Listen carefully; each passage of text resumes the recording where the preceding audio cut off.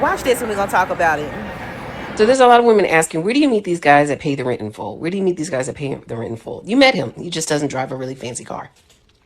You met him. He just wasn't over 6 foot. You met him. He just wasn't the best dresser. You met him and he may have said something awkward on the first date. Those guys are at work. Those guys will look you dead in your eye and say, yeah, I know you want a 6-bedroom house.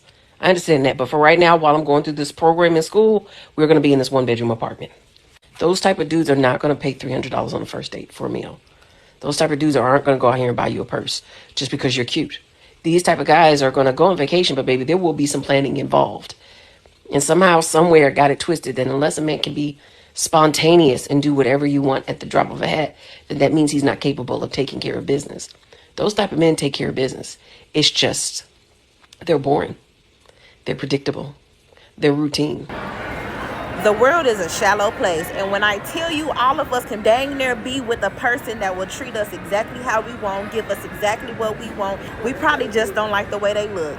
They probably not tall enough for us. The world is a very, very shallow place. I think once we realize that, we take accountability for the fact that we done shitted on a lot of good people. And once we take accountability, maybe we stop shitting on a lot of good people. Maybe we'll humble ourselves and actually embrace what it is that will genuinely make us happy once we get our mind off the BS that really don't matter. What matters more to the bottom line? What matters more to legacy building? What matters more to how a person is actually treating you? Not only that, another thing, what she said about them being boring, they're routine, they're predictable. And a lot of times that doesn't rile up our nervous system.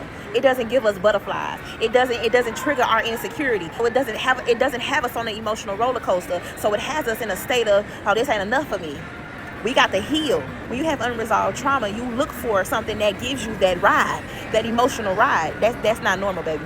You need predictable. You need trustworthy. You need boring. Boring is good.